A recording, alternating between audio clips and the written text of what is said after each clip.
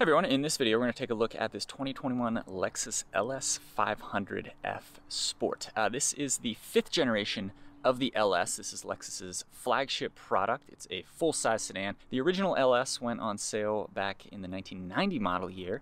This 5th gen model was rolled out for the 2018 model year, and here for 2021 it gets a few updates.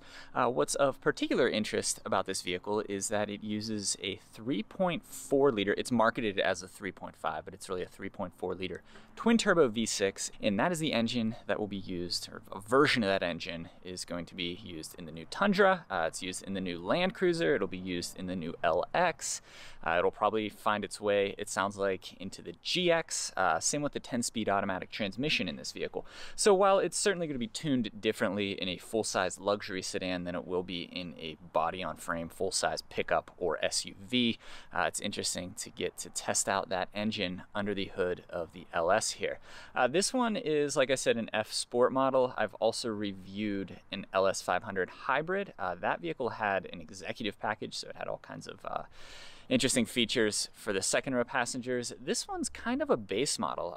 It's an F Sport, but beyond a panoramic sunroof, a 24-inch heads-up display, and I think the Mark Levinson audio system, this is kind of a base model LS, which I'm always interested in testing out the base model versions of some of these super premium luxury vehicles. So on that note, let's take a tour of the LS here and then take it for a little drive. One other thing, it's my opinion that the LS, the Land Cruiser, and the Prius are probably the 3 most important modern vehicles that Toyota has ever built. Do you agree? Do you disagree? Are there any other important modern Toyotas? Don't say the Supra. Yeah, let me know what you think. Being that this is the F Sport version of the LS, it has a slightly more aggressive front fascia. So these plastic trim bits are unique to the F Sport. The LS does get an update for 2021.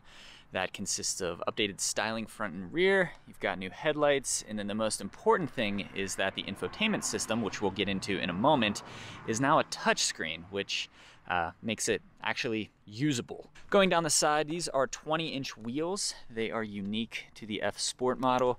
Here's your F Sport badge. I gotta say, if I were buying an LS, I probably would not choose the F Sport. The LS is more about comfort and luxury than it is performance. So if I'm buying one of these, I'm probably going to skip the trim level that elevates the LS's sportiness and rather buy something that leans more into that comfort and luxury element. Around back here, there's yet another F Sport badge.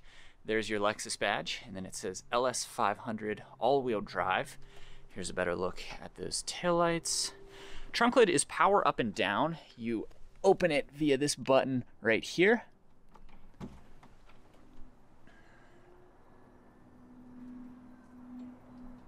As you would expect, the trunk is pretty large, given that this is a full-size luxury vehicle. As with pretty much every Lexus I've ever come across, there's a first aid kit right here, a couple of tie-down points. This one has rubber mats for the trunk and for the passenger area as well. Power down.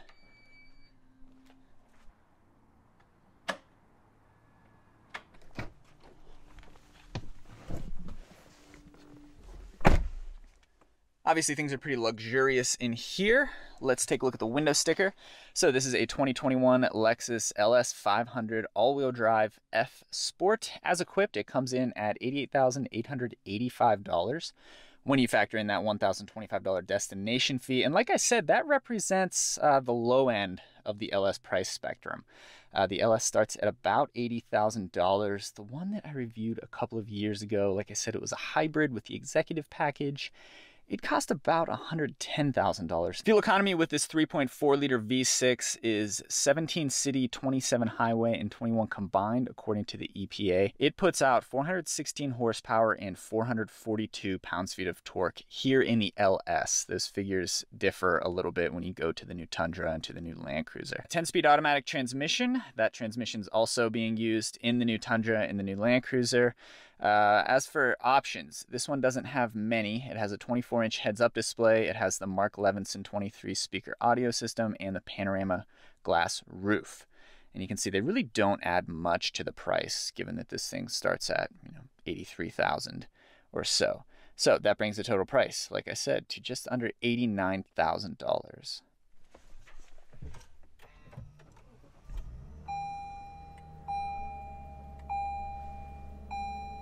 Like I mentioned, the big change to the interior of the LS for 2021 is this new touchscreen infotainment system. So you can see it's much easier to navigate now that this is a touchscreen. You've still got this touchpad here, which is not the best, but it's usable now that this is a touchscreen. So we'll go menu. You've still got this row of icons down here. You can go to audio. It's just a lot easier to be able to touch the screen rather than having to click around down here. You're still cycling between selectable options rather than moving a cursor around the screen.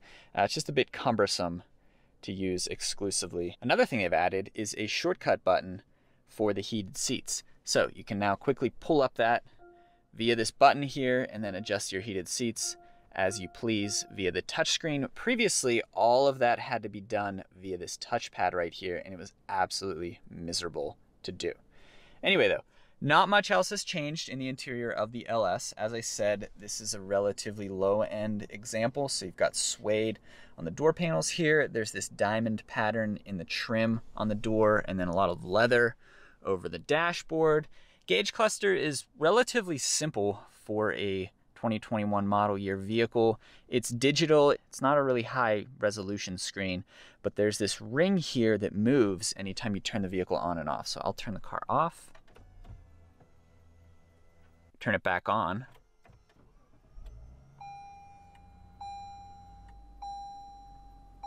And eventually,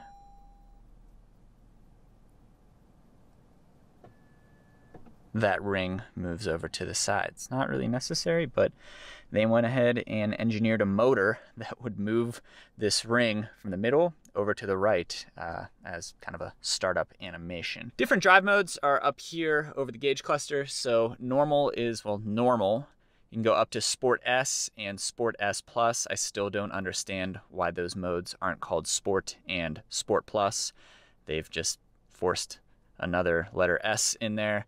And then moving down, you've got comfort, and then there is a snow mode. Snow mode? Oh, press for traction control off, and then twist down for a snow mode. Now it says snow right there. So you can go all the way into Sport S Plus and have snow mode on. That actually sounds like a lot of fun. You do get paddle shifters for the 10-speed automatic transmission. They're kind of fun to use, and they do feel pretty nice. So you can put your fingertips behind them right there. Yeah, they are really nice to click, if that matters to you. Still get the analog clock. That's kind of a Lexus hallmark. I could take it or leave it, probably leave it. Design elements on the dashboard are pretty fun. So you get these kind of pinstripes. They kind of look like guitar strings or piano strings. On the center console, 2 cup holders, 12-volt outlet, touchpad. The gear selector is kind of unique. It's a lot like it is on the Prius. So you've got reverse is over and up. Drive is over and back. Manual mode is pull back. And then neutral, you go over, you leave it there, and eventually it goes into neutral. To put it into park, you press that button there. Center console, not much going on there. Historically, conservative Toyota and Lexus have yet to put USB-C into any of their vehicles as far as I know. So you've got 2 USB-A ports, an aux port, and then another 12-volt outlet. Here in the LS, there's a little tray there that comes out, and not the deepest center console storage box, although it is somewhat long. And yeah, there we go. You can also open it from the other side. Toyota loves to do that. I've seen a few other Toyota and Lexus models that allow you to open the console box from both sides. Being that this is an LS, generally marketed toward an older demographic, you still get a CD player. HVAC controls are right here. Your air vents are 1, 2, 3, and 4. And that about sums things up For the front row here, I should add these seats are ridiculously comfortable. I don't think I've experienced more comfortable seats in any vehicle. And apparently the seats were updated for 2021 with thicker fabric and better springs. I don't know what that means exactly, but the springs in the seats are apparently better. These seats do not massage. They are heated and ventilated. Now, the LS I tested a few years ago had massaging seats front and rear, and even the rear seats recline. So you can get this thing pretty well set up as kind of a limousine. Anyway, let's check out the second row.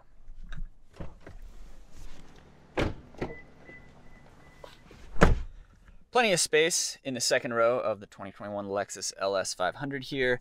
Same door trim is on the second row doors as is up front. You do get vanity mirrors with a light. Hi. A couple speakers for that Mark Levinson audio system. There is a two-stage panoramic sunroof, so this is a sunroof and then this is a sunroof, although the glass here doesn't open, only the shade. Lights overhead, grab handle, hook, and then on the fold-down armrest here, there's a little storage area. It's about as big as the storage area for the front console.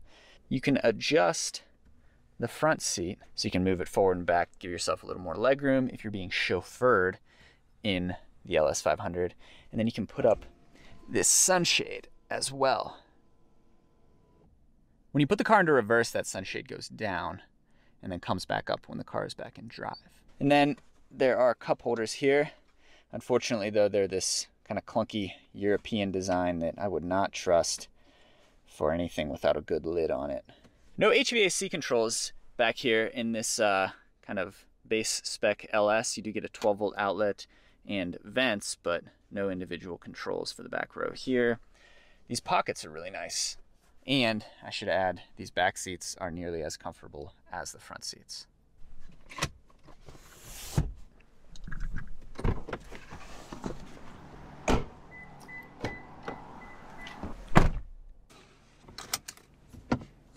All right, the 2021 Lexus LS 500.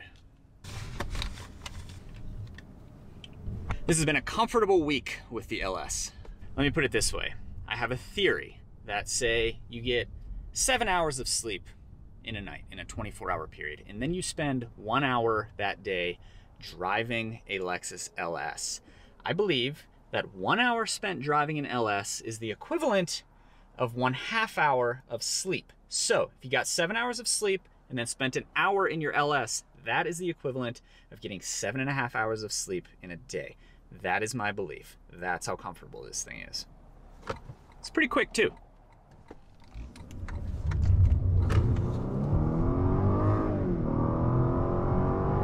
There's 50 miles per hour. I'm not sure of the 0 to 60 time with the gas 3.5 liter here. I'll have to find that and then put it up on the screen. But it feels quick. You're not looking for this vehicle to be fast, but you want it to be quick enough. And the big thing is that it stays super smooth even when you're accelerating hard like I was right there.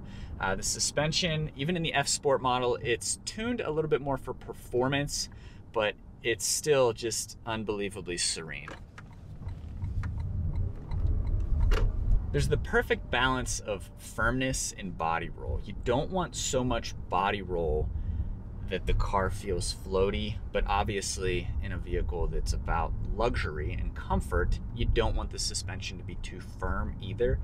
And I think here in the LS 500, they've perfected that balance.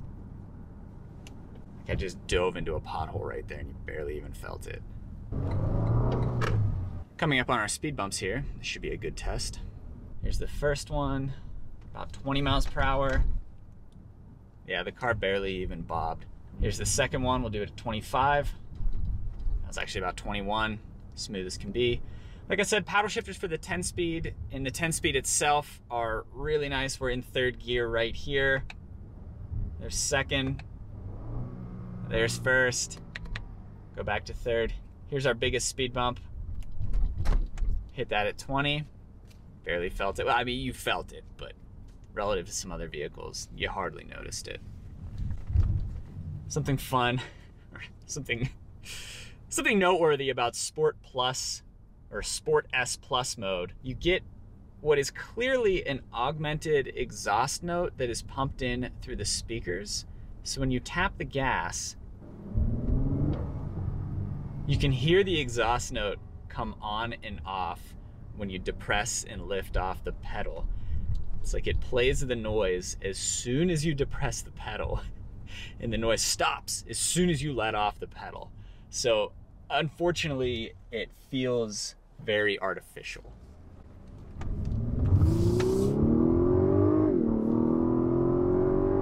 Sounds pretty good. We're doing another lap here. That was 50 miles per hour. Yeah, I guess maybe it felt a little quicker in Sport S Plus, but here's what I mean. Do you hear that? It's 100% perfectly correlated with whether or not you're pressing down on the pedal. You have to be going above a certain speed, but I found that kind of funny. Many vehicles offer augmented exhaust notes these days, especially in their sport settings, but here in the LS, it's particularly obvious that it's a fake exhaust note. Like I said, seats are unbelievably comfortable. I've been using the seat heaters just because it enhances the experience, even though it's about 60 degrees outside today and you really don't need them. Even the placement of your elbows in this interior is perfect. Driving this car is so nice, so relaxing. And what's great about the 2021 model here is that the LS's Achilles heel, which was this terrible infotainment system, is really no more because the infotainment system is now a touchscreen. Maybe the Achilles heel was this touchpad here and the fact that you had to use it exclusively to use the infotainment system. This infotainment system still is not great, and Toyota has introduced a new infotainment system.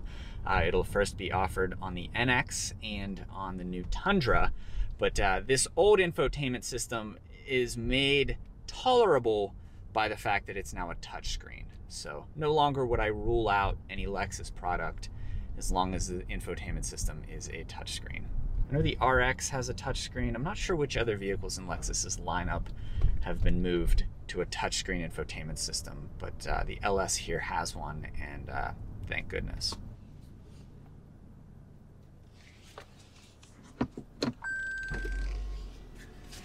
Unfortunately, the backup camera is still terrible. They've got this nice new high-resolution screen, and they haven't changed the backup camera a bit. So when you're in reverse, suddenly this screen becomes a tiny little low-resolution camera feed that is just honestly unbecoming of a vehicle of this caliber.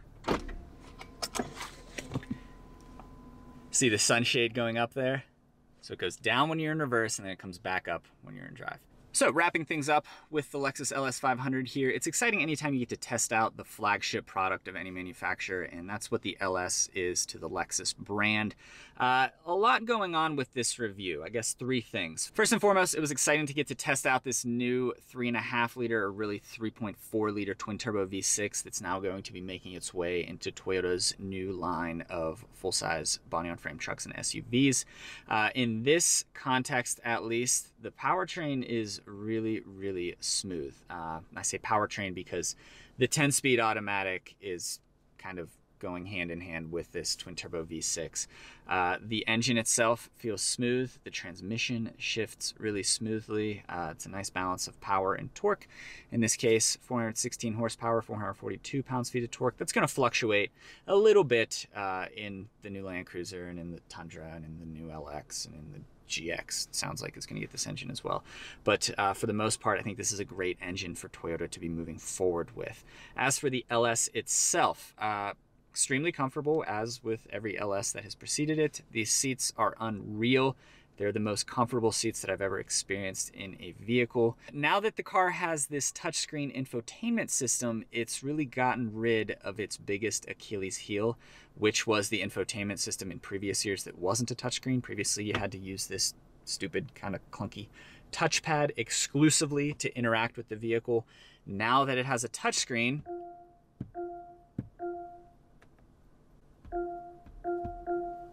you can just poke around at it, and it's easier to do things like adjust the heated seats or enter in a navigation destination. The lack of a touchscreen infotainment system was really the only negative with the LS in previous years, and now that it has a touchscreen, there are really no drawbacks to this vehicle. Relative to its competition, the LS is a little bit less expensive, and it's going to hold its value much better than something like a Mercedes-Benz S-Class, BMW 7 Series, Audi A8. And for anybody who wants a big, comfortable, premium luxury sedan and doesn't want to deal with any nonsense, the 2021 LS is going to be tough to beat. Thanks for watching.